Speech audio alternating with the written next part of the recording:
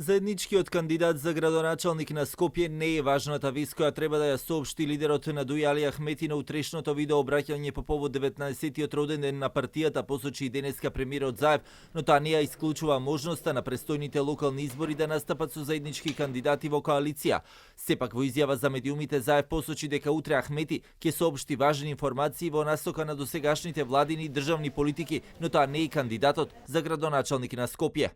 Не се работи за тоа. Се работи за нешто кое што представува модернизација на нашиот коалиционен партнер и логично е да оставам за деталите да зборуваат тие.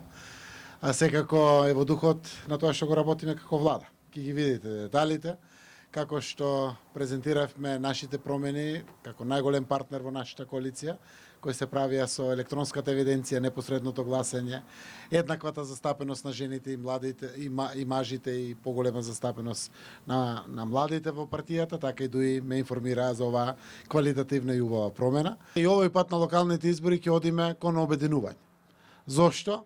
Заради тоа што во единството е силата и во единството е успехот, верувајќи дека ќе максимализираме успесите за граѓаните. Од Демократската унија за интеграција во краток разговор за телевизија 24 вела дека премиерот Заев е информиран и знае за што станува збор, но сепак тоа ќе го открие Ахмети, а во врска со шпекулациите за одредени имиња, како Имер Селмани за заеднички кандидат за градоначалник на Скопје, вела дека тој не е нивни кандидат и не е нешто кој е од важен државен интерес. Дуј ќе сврти ново поглавје во политичкото дејствување. Не станува збор за ништо спектакуларно или пак за тема која би ги нарушила меѓуетничките или владини односи. Се работи за платформа за која лидерот на партијата Ахмети делумно спомна и на последната посета во Липково, а е во насока на досегашната соработка со владините и државните политики. Сепак во насока на престојните локални избори, се поизвестно е дека владините коалицијски партнери остануваат во ист табор, но и поддршка за одредени имиња.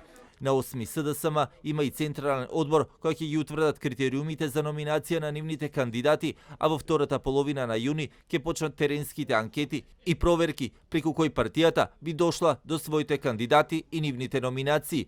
По шпекулациите за евентуален заеднички кандидат за градоначалник на Скопје на Дуи СДСМ денеска се огласи актуелниот градоначалник Петре Шилегов, кој посочи дека повторно ќе се кандидира и за втор мандат.